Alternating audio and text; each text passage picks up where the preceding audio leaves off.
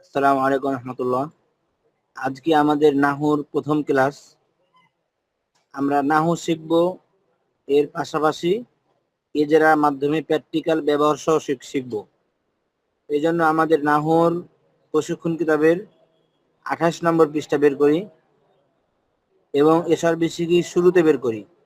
এসআরবিসিকি 1 নম্বর খণ্ড আদ-দরসুল আউয়াল প্রথম পাঠ। তো এখানে এসআরবিসিকি পড়ার নিয়ম আমি কিছু বলে দিই।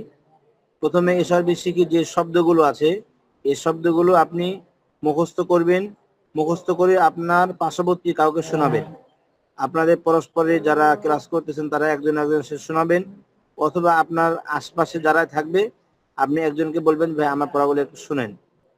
তো আপনি শব্দের অর্থ মুখস্থ করে করে আরেকজনকে শোনাবেন এবং বারবার নিজে নিজে পড়বেন।